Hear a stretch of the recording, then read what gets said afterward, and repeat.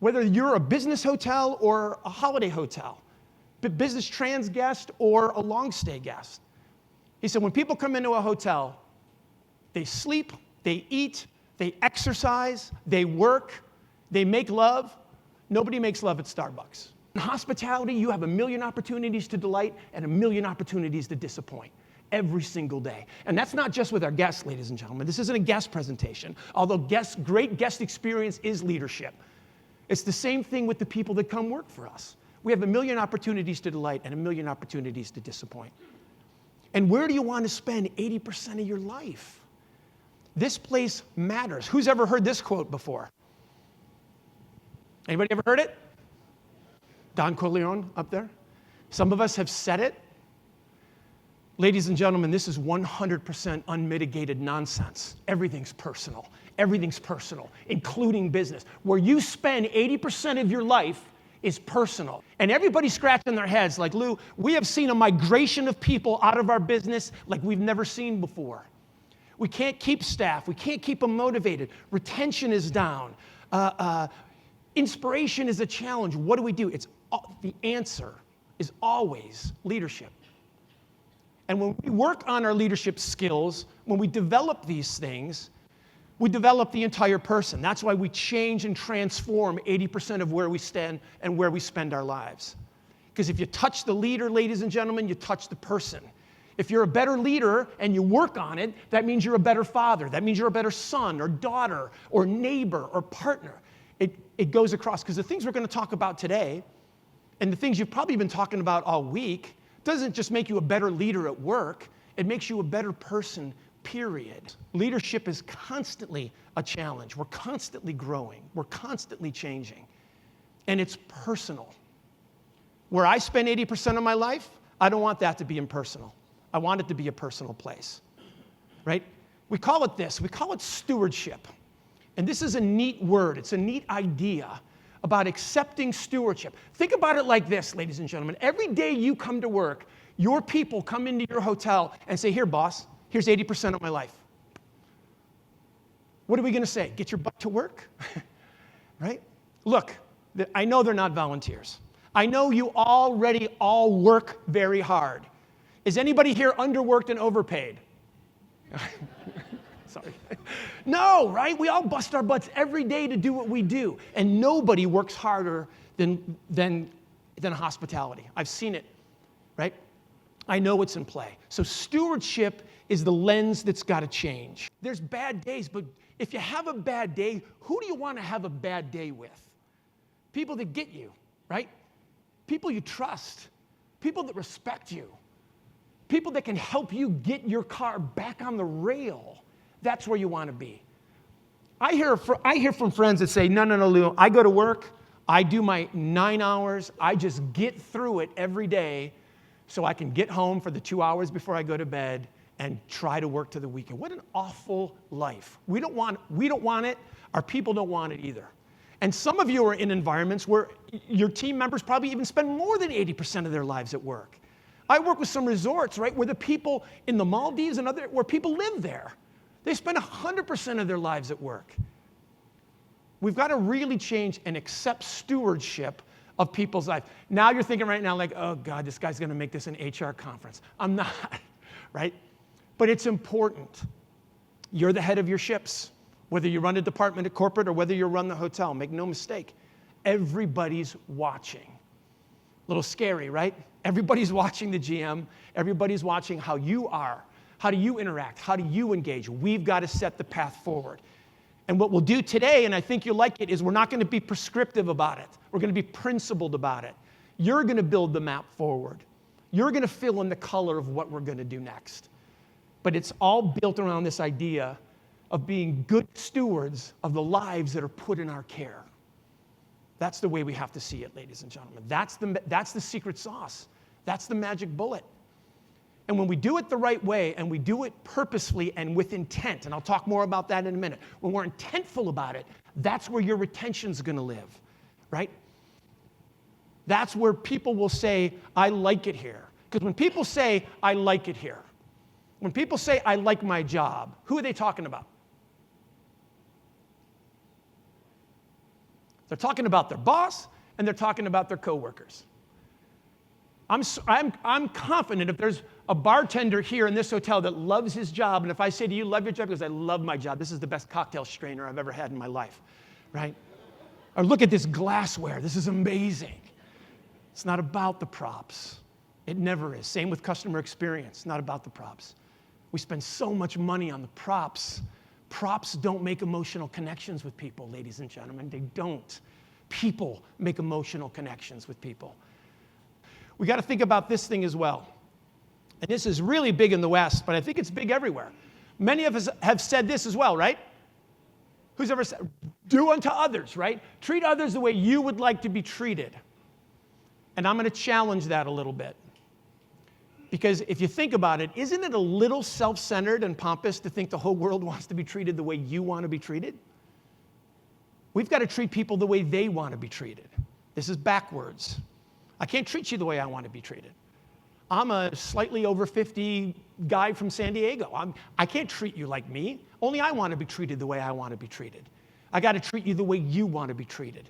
That's why it's key, if we're going to accept stewardship, to develop relationships with people. Isn't it hard to go to work when you have a bad boss? Isn't it brutal? You're like, oh, I got to go to work with Mr. Potato Head today. It's brutal, right? It's hard. But think about the best boss you've ever had. And I can think about my boss, the best boss I ever had, right? He was my toughest boss. He gave me corrective feedback when I needed it, right? And he didn't dip it in sugar and cherries sometimes. He would say, Lou, sit down. We got to talk about this. I need you to right your ship. I need you to do the right thing. I need you to stand up and get it done. And I said, yes, sir, and I went and did it, right? Being a great leader isn't about always being nice and always being friendly. It's not about giving hugs to everybody. It's about knowing when people need to be corrected and need that feedback. Because you pay your people a disservice. If you have underperformers on your team and you're allowing them to underperform, that's on you. You want to kill great performance? Tolerate the underperformers. That's the quickest way to kill great performance. And if you want to lose great people, right, don't give them feedback. But we got to treat people the way they want to be treated. Understand people, get to know people, develop relationships with people. As you get to know people, you'll understand what kind of feedback they like, right? You cannot be a one-dimensional leader. You can't be a one-dimensional leader. Remember the old school guys that say, hey, my way or the highway. This is the way I am, and if you don't like it, let the screen door hit you on the way out. Let those guys work somewhere else. It can't be that way anymore. I'm not saying be insincere. I'm not saying don't be genuine. We have to be all those things, right? We have to understand certain ways, whether it's feedback, whether it's acknowledgement, whether it's engagement, resonates with some people, doesn't resonate with others. It's our responsibility to do that. It's all about trust and respect, right? These are the foundations, and these are key.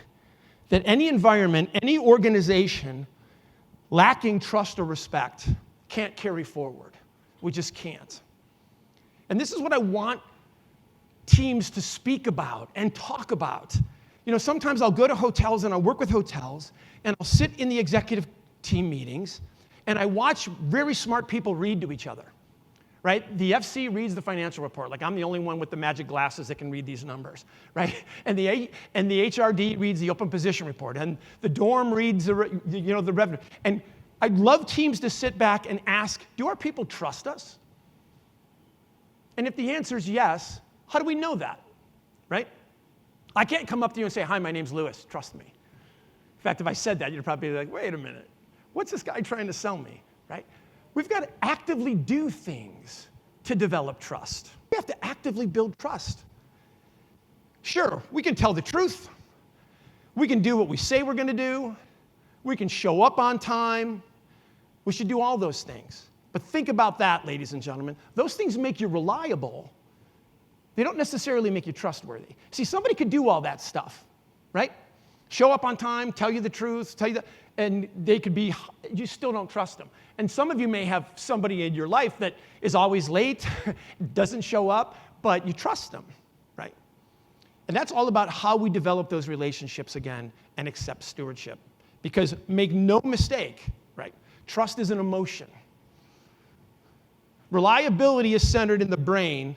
Trust is centered in the heart. And if you're in an environment absent of trust, it's hard to get much done. And if you're in an environment absent of trust, you will instantly default to the negative. Because make no mistake, right? Trust is an emotion. Reliability is centered in the brain. Trust is centered in the heart. And if you're in an environment absent of trust, it's hard to get much done. And if you're in an environment absent of trust, you will instantly default to the negative. Every work relationship, every interpersonal relationship, whether it's your kids, your best friend, doesn't matter. Every relationship you have is predicated on the value of trust. How deep is it, or how shallow is it? And if you ask yourself every day when you walk into your hotel, do these people trust me? And if the answer is yes, how do you know? What do you do? How do you engage them? How do you give them feedback? What kind of questions do you ask? And do you really listen to the answers? That's the magic of trust. Same thing, it's the magic of respect as well. I love this Bruce Lee quote. Knowledge will give you power, but character brings respect. Demonstrating respect and receiving respect back. Successful leaders of the next decade will have a new level of commitment to team going forward. So we have to communicate. If you're going to make an error, err on over-communicating, not under-communicating. Because we want confusion to be rare. Confusion is a team killer. It's a trust killer, right? It could be a respect killer. And what's crystal clear to us sometimes, ladies and gentlemen, crystal clear to us, is not clear to others, right? Is not clear to others. Expectations will be understood. What are we supposed to do next, boss? What's tomorrow look like? Accountability has to be in play. Collaboration is a habit instead of an event. Culture, positive and robust. A can-do attitude is visceral. That means it's just part of who you are. Being able to go out there and know that you can get the job done, regardless of what the challenge is, regardless of what comes next, with the proper attitude to move it forward. And attitude, ladies and gentlemen, it's all about attitude. So how do we get there? Right? Leading with intent. Leading with intent. Because a lot of people, when they think about leadership, they're like, well, how do I do it? Right? I think I'm leading. I go in and I do all these things. Going out into your hotels and resorts, building relationships, meeting people, asking people great questions. And it's about this power of observation, observing things. Right? Great leaders are great observers. If the military gave me one gift, it gave me the skills to be a trained observer. Because it's interesting that most people aren't trained observers. You always hear about in law eyewitness testimony, right? You know that's the least reliable testimony, is eyewitness testimony. Because two people can see an event and they see two different things because we run it through all our emotional filters, right? We've got to be really, really effective observers, and we have to really demonstrate care in order to be intentful leaders, right? The power of observation, watching things, noticing things. And if we're going to build trust and we're going to demonstrate respect, we have to do that. We have to turn down the noise in our brains and watch. Watch our employees, watch our team members, watch our friends, watch our family members, watch our guests. But it's about being able to observe and see things. Especially, and let's tie it back to guest experience, right? Because here's the one thing about all the guest experience metrics that we all have. Guest experience metrics don't capture missed opportunities to make emotional connections. That's why observation is so important. For example, I'm staying at your hotel for the week, right? And every morning I get up at 4 a.m. and I go for a run around your hotel, right? And I come back and I enjoy my run every morning and I'm doing my work or doing whatever I'm doing. I'm enjoying my holiday. And then I leave the hotel. When I get your survey, I'm not going to put on the survey, you failed to notice I was a runner. Because I don't expect you to notice I was a runner, right? I don't expect you to notice. So it's not going to end up on TripAdvisor. But if on day 2, your overnight bell staff or front desk staff sees me come back from my run and greets me with a water and a towel and says, "Sir, I hope you enjoyed your run this morning," that'll show up on TripAdvisor. But nothing will capture the missed opportunity to do that. See, it's the same thing with our people. It's the same thing, the ones that work for us. There's a million bits of opportunities to notice things. And most of them are tied up in subtlety. Because when we talk about guest experience or employee recognition or employee experience, we always talk about the loud stuff, ladies and gentlemen, right? The big stuff. Because we'll always do the big stuff when it screams at us. We'll always do the right thing when it screams. We got to do the right thing when it whispers. That's what we need to do. We've got to notice subtlety. And we've got to train our teams to notice subtlety. Because like what Blake Nordstrom says, there's a million opportunities to delight and a million opportunities to disappoint. Necessarily train people to notice subtlety. The biggest thing haunting us in our business today, ladies and gentlemen, when it comes to guest experience, same as leadership, isn't bad guest service. Nobody's being rude anymore. Same as leadership. Most of those old school guys, you know who I'm talking about? Most of them are gone, right? The people that were right out just mean and rude. What haunts us is gray service. Not great, not bad. I'm not happy. I'm not mad. I just leave neutral. There's no loyalty in neutral. Zero loyalty in neutral. You don't generate loyalty by giving a gray experience. And y'all can't depend on your beautiful sunsets and your gorgeous beaches. They're not yours. Everybody's got them. Everybody has them. How do you change that feeling? We got to notice subtlety when it comes to the guest experience. Same with the associate experience, right? You got to notice those subtle things about people. And you don't do that unless you get to know them. Team member retention starts on day one. The minute you start, your retention efforts start from that employee that starts on day one. That's where it begins. That's how important it is to begin to notice those things, notice subtlety, notice things. What do they like? What do they dislike? What are people fearful about? How do they want to be engaged? All those pieces. We've got to wake it up and see it. Same on the guest experience end. It's the same ticket. It's the same process forward. Looking for physical cues, looking for emotional cues. How are people feeling? Are people rested? Being an observer. It's the same thing with our guests, asking real questions that encourage conversation and engagement. So many hoteliers sit around and they scratch their heads like, I don't understand. I asked this guest if everything was okay with their stay, and they said yes, and we just got a bad TripAdvisor. Is everything okay with your stay is the wrong question. Just like in the restaurants, is everything okay with your meal? That's the wrong question, right? Close-ended, non-confrontational, non-feedback-based queries won't get the answers that you're looking for. So we got to have to ask genuine questions, real questions, and show care. Right? What else can we do for people to engage them when we don't have to do it? I like this example. Which is more impactful? Guys, you get your girl flowers on your anniversary because you're supposed to, right, ladies? If it's your anniversary or your birthday, you get a present. You're supposed to. But aren't just because roses better than event roses, right? Honey, I was just thinking about you today, so I brought you flowers. And she's like, what did you do? No, you're not going to Macau with your buddies. No, right? But if you do that, right, just because. I always said, I love yous are better than I love you twos. What other small things can we do? What's your just because roses that you can do for your teammates, right? And then they'll do it for the people that work for them, and they'll do it for the people that work for them. Whether it's simple little trainings, it's simple feedback. Everybody on your team is important. But the culture of your hotel is set by you, not by corporate, not by anywhere else. The leader, the direct leader in any organization is responsible for the lion's share of that organization's culture. So what do you want it to be, right? Will you accept the stewardship? Keep the dialogue going. That's the problem with some of these conferences. Sometimes you guys come and you get pumped up and you get all this great stuff, and then you go back, and the easiest thing for you to do is nothing. The easiest thing for you to do is go right back and get back in your box. I'm encouraging you not to do that. Because if you use any of these ideas that we talked about this morning, it'll serve you well, I promise, but it's up to you, right? The only person that's going to make the difference is you. That's for sure, right? All right, ladies and gentlemen, thank you for your time today. I am completed.